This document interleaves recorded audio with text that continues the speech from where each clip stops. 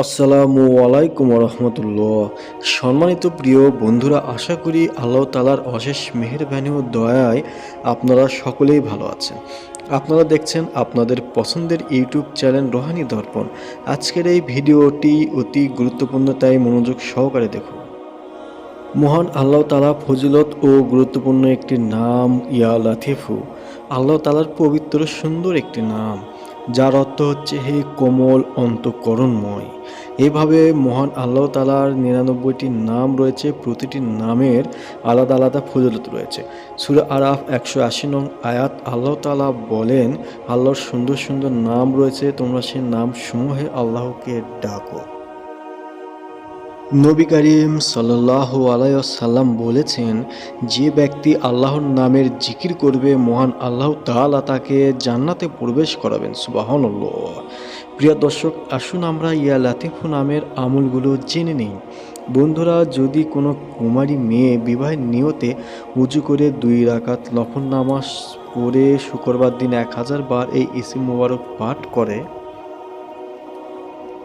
তাহলে ইনশাআল্লাহ অল্প দিনের মধ্যেই ভালো পাত্রের সঙ্গে তার বিবাহের আশা করা যায়। পরীক্ষিত বন্ধুরা, এই আমলটি অত্যন্ত কার্যকর একটি আমল।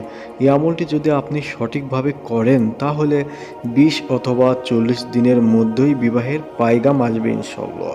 ছেলেরাও এটি করতে পারবেন। কুমারী মেয়ে ও ছেলেরা বিবাহের নিয়তে এই আমলটি অবশ্যই করবেন। এর আরেকটি আমল হলো, নির্দয় মুনিবের দিকে চেয়ে যদি কোনো চাকর চাকরানী বা দাস দাসী এই ইসিম মোবারক পাঠ করে, স্বামী স্ত্রীও করুন অথবা শ্বশুর শাশুড়ির দিকে চেয়েও এই আমলটি করতে পারেন। স্বামী খুব খারাপ হলে স্ত্রীরা এই আমলটি করতে পারেন। শ্বশুর শাশুড়ি খারাপ ব্যবহার করলে আপনি আমলটি করতে পারেন। অথবা যদি কোনো খারাপ লোকের মুখের দিকে চেয়ে ইয়া লাতিফু যদি আপনি পড়েন, তাহলে আল্লাহ তাআলা ওই ব্যক্তির দিলে আপনার প্রতি মায়া সৃষ্টি করে দেবেন, আপনার প্রতি কোমল হৃদয় সৃষ্টি করে দেবেন, অর্থাৎ সেই ব্যক্তিকে আপনার বাধ্য করে দেবেন। সুবহানাল্লাহ। সোয়াবের নিয়তে ভিডিওতে একটি লাইক দিন, শেয়ার করে অন্যকে দেখার সুযোগ করে দিন।